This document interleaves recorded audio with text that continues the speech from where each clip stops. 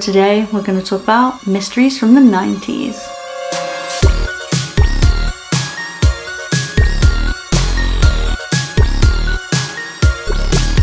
Hello everyone, welcome back to my channel. So as I said in the intro, today's video is about mysteries from the 90s. These ones are unsolved. Maybe we can solve them, who knows. It's going to be a really fun, interesting video. I was born in the 90s. Were any of you guys born in the 90s? I actually had a 1990s party when I turned 18. It was so cool. I actually am a fully qualified sewing machinist, in case none of you knew. Back when I was 18, I wasn't qualified, and I made a dress for the first time, hand sewed it, had loads of cartoon dinosaurs on. It was so freaking cool. People came in double denim. People came dressed as Mr. Blobby. Someone came as Super Mario. It was so cool. Anyway, point of that is that I was born in the 90s. Rant over about the 90s. I'm excited to get into this one, so without further ado, let's get into the first mystery. As always, I will have the website linked down below that I'm using, and if I'm looking down, it's because I'm reading the story out for you guys. Ooh, this one's from, I'm showing my age right now. This one's from the year I was born, which, are you ready for this? A drum roll, please. 1995.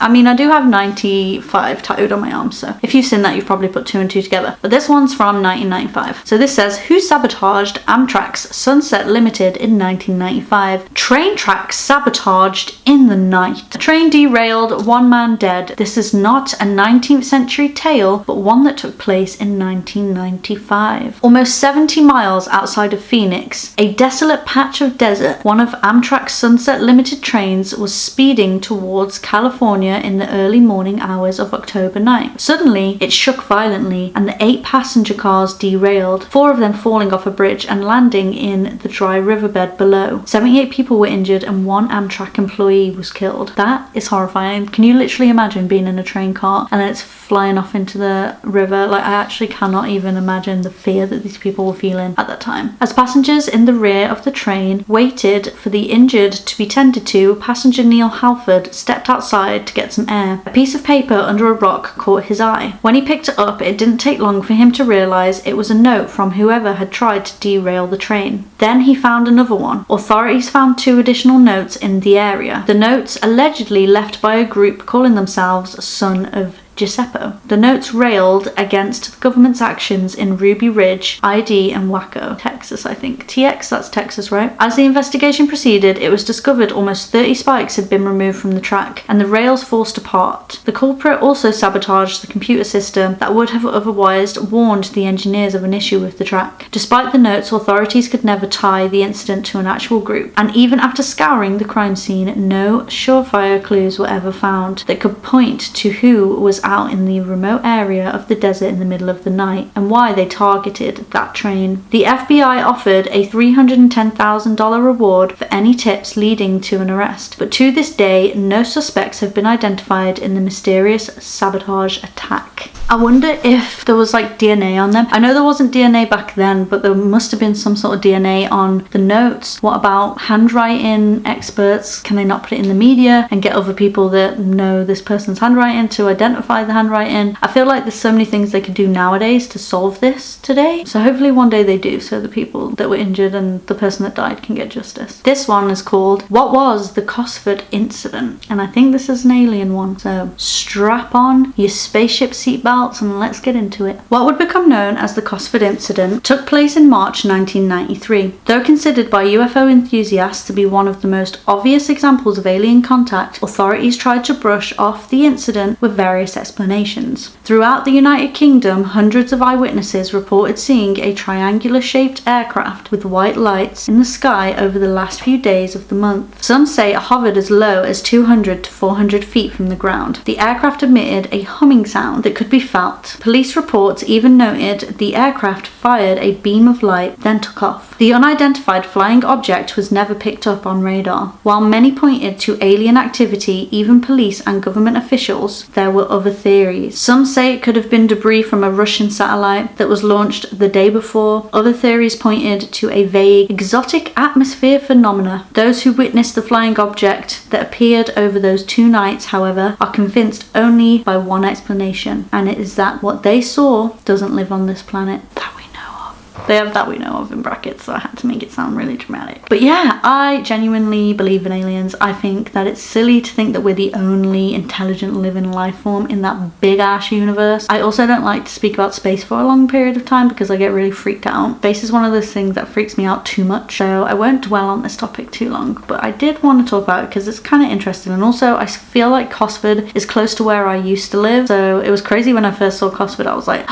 did that happen near me? I wasn't even born yet. Let me know what you think. Do you think it was an alien? Or do you think it was all the other theories that I mentioned? The next one is who shot Tupac and Biggie Smalls? And I'm gonna read this one because my brother loves Tupac, so he usually watches my videos. So hello, if you're watching, this story's for you. Let's talk about the mystery of Tupac and Biggie Smalls. The slaying of Tupac was one of music's greatest mysteries. On the night of September 7th, 1996, Tupac was at the MGM Grand in Las Vegas,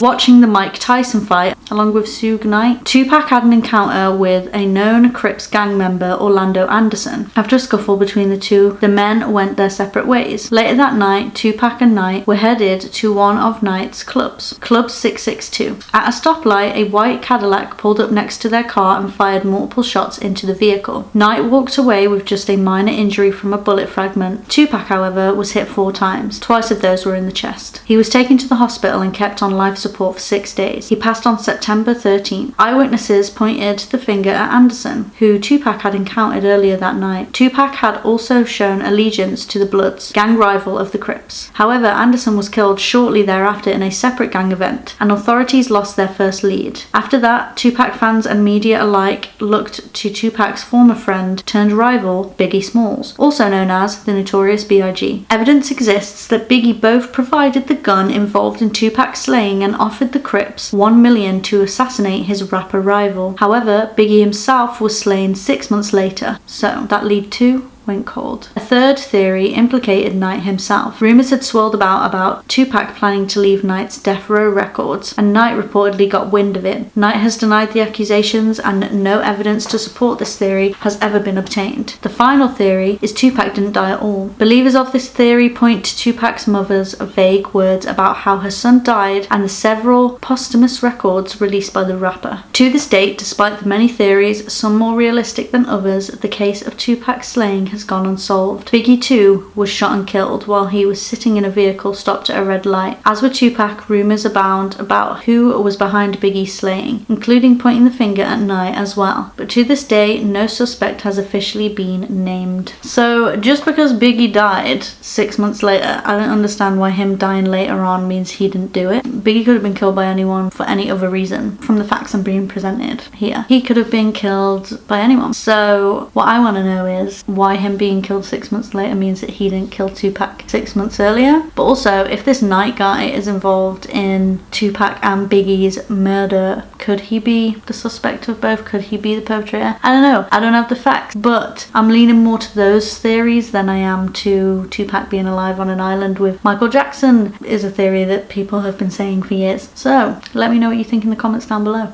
Okay, this one's interesting to me. But it says, if not O.J. Simpson, who killed Nicole Brown Simpson and Ron Goldman? And I would like to say before we get into the story that I definitely think O.J. Simpson killed them. There's not a single doubt in my mind that O.J. Simpson killed them. But I will read the story and see if they have a compelling argument. But I doubt my mind's going to change. The slaying of 35-year-old Nicole Brown Simpson and her 25-year-old boyfriend. Also, by the way, guys, in documentaries and stuff, they say that he isn't her boyfriend. He's just a waiter that was returning glasses. So that is a conflicting story. No one really knows what Ron was to Nicole, so I don't know why the story's saying boyfriend, because it's unconfirmed. Living in the city with these noises is not the one. Anyway, in the early morning hours of June 13, their bodies were found outside their home, both stabbed to death. I feel like this article is just not written well, because it wasn't their home, it was Nicole's home. Their bodies were found outside of Nicole's home. They were both stabbed to death. Simpson's ex-husband, former footballer O.J. Simpson, age 49 at the time, was the first suspect. Many still remember where they were when watching TV reports of the police police chasing OJ in the white Bronco, or what they were doing when the bloody glove was presented as evidence in the courtroom. Despite what many thought, and the fact OJ's DNA was found at the crime scene, Simpson's ex-husband was acquitted. So, if he didn't kill the couple, who did? Other suspects have been identified in the double homicide, though they were deemed unlikely. Convicted serial killer Glenn Roger admitted to slaying the pair. However, he was serving a 6-week jail sentence at the time of the crime, so he was not a legitimate suspect. Authorities also looked at Jason Simpson, OJ's son, having a confirmed history of violent behaviour, even once attacking a boss with a pocket knife. The younger Simpson seemed like a potential suspect. He even owned the same hat as one found at the crime scene. If his son was guilty, that would explain some of OJ's odd behaviour as well, but he too was dismissed as a legitimate suspect.